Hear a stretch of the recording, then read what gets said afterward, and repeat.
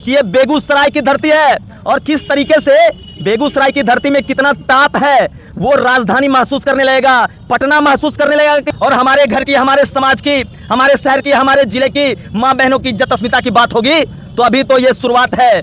जब आगाज ऐसा है, अंजाम कैसा होगा।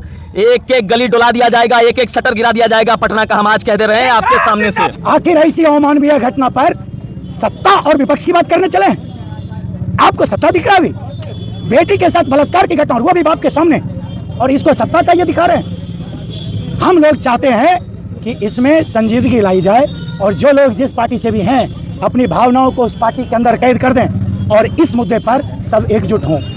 एक भाई के साथ अगर बहन सुरक्षित नहीं है, एक बाप के साथ अगर बेटी सुरक्षित नहीं है, फिर कैसे आगे पढ़ने के लिए जाएगा? और कैसे बेटियों को आज लोग कहते हैं जो बेटी आज आगे बढ़ रही है तो इस कार्य क्षेत्र से कैसे बेटी आगे बढ़ेगी और कैसे अपने जिला छोड़ करके दूसरे जगह परीक्षा देने के लिए जाएगी? यह दुर्भाग्यपूर्ण बात है। तो पिछले दिनों पटना के होटल में घटना हुई, यह घटना साबित करता है कि बिहार में बिल्कुल अराजकता की स्थिति और माहौल है।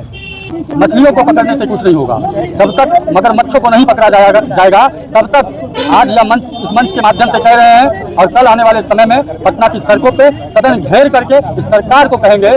बेटी किसी की भी हो, बेटी सबकी होती है। बेटी की इज्जत के साथ खिलवाड़ हम हरगिज बर्दाश्त नहीं कर सकते हैं। अभी तक बताइए क्यों सिर्फ एक आदमी इसमें पूरा का पूरा गैंग है? सम्राट चौधरी जी महज वहाँ से कुछ किलोमीटर की दूरी में है, वहाँ पर डीजीपी का जो ऑफिस है कुछ किलोमीटर की दूरी पर है। क्यों अभी तक पूरा का पूरा गैंग को उजागर क्यों नहीं किया जा रहा है? गंगा की कसम, यमुना की कसम, यह ताना बाना बदलेगा, रावी की रवानी बदलेगी, सतलुज का मुहाना बदलेगा। कुछ तू भी बदल, कुछ हम बदलें, ये सारा अफसाना बदलेगा। गर्जोश में तेरे होश रहा, जालिम का जमाना बदलेगा, जालिम का जमाना बदलेगा। बेगूसराय की एक बेटी पटना परीक्षा देने जाती है अपने पिता के साथ में।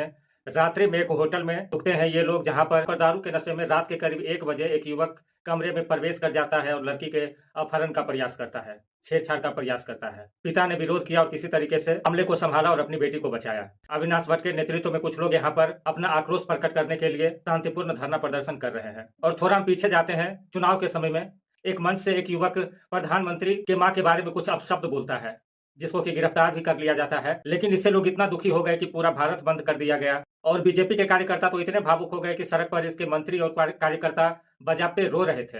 और आज जब इतनी बड़ी घटना हो गई है तो किसी का मुंह नहीं खुल रहा है। सत्ता पक्ष के जो भी लोग हैं मुंह में दही जमाकर बैठे हुए हैं, एक शब्द इसके विरोध में बोलने को तैयार नहीं है, क्योंकि अगर वो कुछ बोलेंगे ये नहीं कह पाएंगे कि अभी जंगल राज नहीं चल रहा है। और एक हमारे केंद्रीय मंत्री हैं, जब तक पाकिस्तान और मुस्लिम शब्द नहीं सुन लेते हैं इनकी कुंभकर्णी निद्रा टूटती ही नहीं है।